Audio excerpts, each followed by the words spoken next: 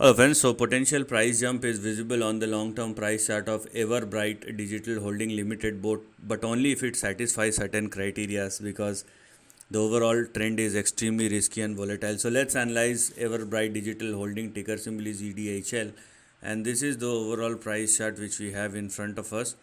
So if you want to be in this particular stock or this kind of stock, you better understand the kind of risk which you are taking, because you can clearly see the move and how volatile they are.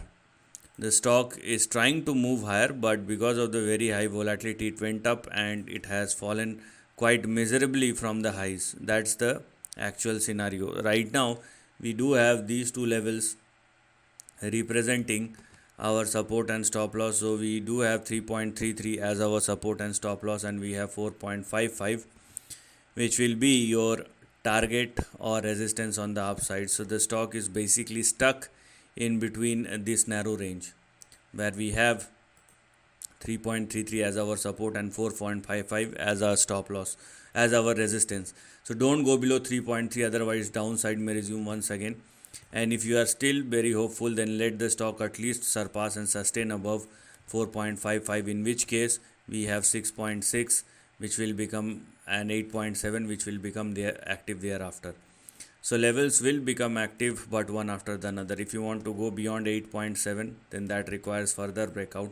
After 8.7 we have 18, we have 22, and we have 26. And if you want to go beyond 26, then that requires a massive breakout, because the stock has created a massive gap while falling down.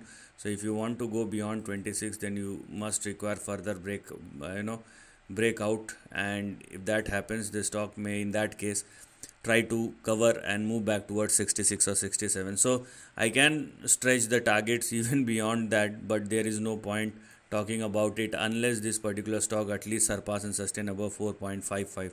Then we can go for 6 and 8, then 12, and then we have 18, 24 or 26. This is how you're going to approach.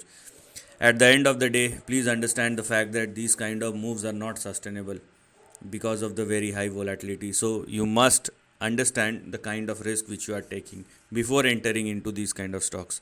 This is the end of the video. Thanks for watching.